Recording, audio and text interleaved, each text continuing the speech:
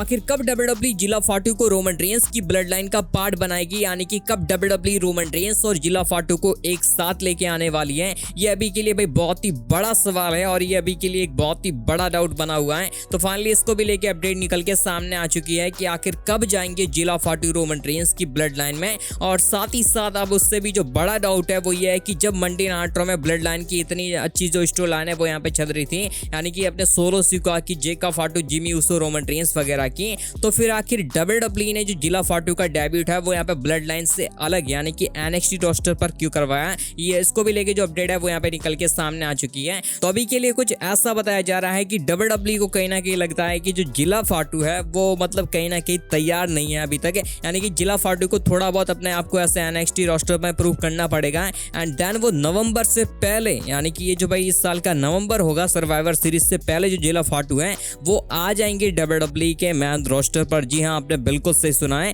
और मेरे को ऐसा लगता नहीं है कि भाई जो जिला फाटू है वो यहाँ पे तैयार नहीं है। WWE को ऐसा लगा होगा कि जो WWE सुपरस्टार है वो यहाँ पे जो समॉन के अलावा वो यहाँ पे बाकी भड़क जाएंगे, यानी कि जैसे ही कोई समॉन का जो सुपरस्टार है वो आता है WWE उसको ओवर पुश करती है। और अगर ऐसे में WWE सीधे यहाँ पे जिला फाटू को रोमन रेंस वाली ब्लड लाइन की स्टोरी लाइन में, जो कि अभी WWE की सबसे टॉप स्टोरी लाइन है, उसमें डाल देती तो भाई जो लोग है वो यहाँ पे ऐसे बोलेंगे कि हाँ इनको मतलब थाली में परोसा हुआ सब कुछ मिल गया। एक यहाँ पे सुपरस्टार को ना भाई खुद को प्रूव करना पड़ता है, रात दिन उनके पीछे कुछ नहीं होता है, लेकिन उनके जो यहाँ पे वो पूर्वज थे यानी कि हाकू वगैरह, रोमन रेंस ने खुद को इतना प्रूव कर दिया है। जिमी उसो है, जे उसो है, जेका फाटू है और भाई ये अभी यहाँ पे टॉप पे चल रहा है WWE के अंदर। तो फिर लोग बोलते हैं कि हाँ ये अपने भाइयों के दम पर आया, इसने यहाँ पे NXT में खुद को प्रूव नहीं करा। तो आई थिंक जहाँ तक मेरे को ऐसा लग रहा है कि जो चीजें हैं वो यहाँ पे इस तरीके से हुई हैं। बाकी ऐसा भी नहीं है कि भाई जिला फाटू के डेब्यूट के बाद जो WWE बाकी के जो सुपरस्टार है वो यहाँ पे भड़के नहीं है, भले वो सेथ रॉलिंस हो, भले यहाँ पे केविन ओवेंस हो, भले यहाँ पे ड्रू मैकिंटायर हो, भले यहाँ पे गुंथर हो, भाई सभी ने यहाँ पे ट्वीट करके यहाँ पे बोल दिया है कि हाँ अभी एक और समॉन आ गया, WWE इसको ओवर पुश करेगी, ये वगैरह सब कुछ यहाँ पे सभी सुपरस्टार ने बोला है। तो जहाँ तक मेरे को लग रहा है कि अभी जो जिला फाटू है वो यहाँ पे NXT में अपने आप को प्रूव करेंगे। और हम सभी को पता है कि अभी के लिए भाई सर्वाइवर सीरीज के उस पोस्टर पर जो रोमन रेंस है बिल्कुल यहाँ पे सेंटर में है, यानी कि रोमन रेंस मोस्ट लाइकली इस साल भी यहाँ पे वॉर गेम्स में होंगे। और जब यहाँ पे रोमन रेंस अपनी टीम बना रहे होंगे तभी आई थिंक जो जिला फाटू है वो यहाँ पे इस साल के सर्वाइवर सीरीज में रोमन रेंस की टीम को ज्वाइन करेंगे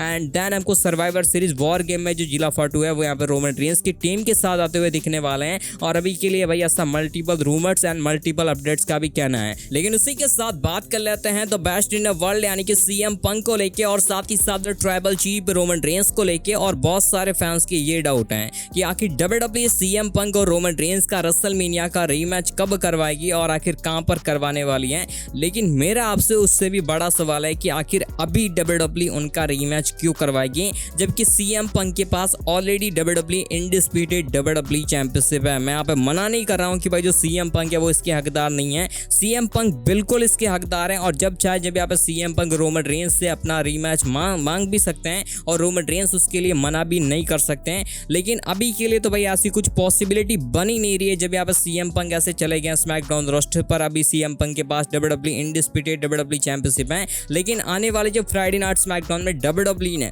CM पंक और जो केविन ओवेंस का जो मैच है वो यहाँ पे अनाउंस कर दिया है। और अगर वहां पर केविन ओवेंस जीत जाते हैं, CM पंक को हरा देते हैं और अगर केविन ओवेंस बन जाते हैं इंडिस्प्यूटेड WWE चैंपियन, तो उसके बाद भी यहाँ पे WWE मतलब 1-2 महीने तो भाई यहाँ पे CM पंक को रोमन रेंस के साथ नहीं दिखाएगी, क्योंकि अब रोमन रेंस यहाँ पे और यहाँ पे अलग अलग सुपरस्टारों के साथ जो अपनी राइवलरी है वो यहाँ पे देने वाले हैं। हो सकता है कि भाई क्राउन ज्वेल के आसपास जो WWE है वो यहाँ पे इनका रीमैच दे दें, क्योंकि अभी तो यहाँ पे उन्होंने ऐसे फ्राइडे नाइट स्मैकडाउन में पंक को भेजा, भाई फिर से अगर मंडे नाइट रॉ में लाएंगे तो आई थिंक ये वियर्ड वाली चीज लगेगी। लेकिन उसी के साथ बात कर लेते हैं WWE फ्राइडे नाइट स्मैकडाउन को लेके। और finally WWE Friday night SmackDown को लेके एक बहुत ही बड़ी अपडेट निकल के सामने आ चुकी है Russell votes and Fightful select की तरफ से। और उनका ऐसा कहना है कि WWE चाहती है 2027 की जनवरी से, यानी कि जो नेक्स्ट ईयर की जो शुरुआत होगी उसके फर्स्ट मंथ में WWE फिर से यहाँ पे फ्राइडे नाइट स्मैकडाउन को 3 घंटे का यानी कि 3 आवर्स का जो शो है वो यहाँ पे बनाना चाहती हैं। अब भाई मतलब मैं इससे बिल्कुल ही अपसेट हूँ, यानी कि 100% अपसेट हूँ जब यहाँ पे इनसे भाई 2 घंटे का ये जो शो है वो यहाँ पे संभाला नहीं जा रहा है, उसमें भी ये बकवास सी चीजें कर रहे हैं। रैंडी ऑर्टन का ये लोग जो है वो यहाँ पर सही इस्तेमाल कर रहे नहीं है, पंक का यहाँ पर सही इस्तेमाल नहीं कर रहे हैं, केविन ओवेंस की रिटर्न का भी ये लोग जो है वो यहाँ पे सही इस्तेमाल नहीं कर रहे हैं। भाई कोडी को यहाँ पे कोई देखना ही नहीं चाहता है, क्योंकि कोडी के दिखने ना दिखने से मेरे को कोई फर्क नहीं पड़ता है। तो फिर आखिर क्यों ऐसा WWE भाई कर रही है। है, मतलब 3 घंटे का शो आपको बनाना ही क्यों है। लेकिन ऐसा कुछ अभी के लिए बताया जा रहा है कि 2027 की जनवरी से जो फ्राइडे नाइट स्मैकडाउन है वो आपको 3 घंटे का शो देखने को मिलेगा। अब जो कुछ भी है आपको आखिर इस पर आपके क्या कुछ विचार हैं, आप ही मेरे को जरूर से बता सकते हो। लेकिन अभी के लिए तो यही था आज के इस वीडियो में। आई होप कि आपको इस वीडियो से इन्फॉर्मेशन मिली हो। अगर मिली हो तो वीडियो को लाइक कर दें, हमारे चैनल को सब्सक्राइब जरूर से करते हैं। तब तक के लिए मैं आपको मिलता हूं किसी और अगले इंटरेस्टिंग वीडियो में। तब तक के लिए बाय बाय।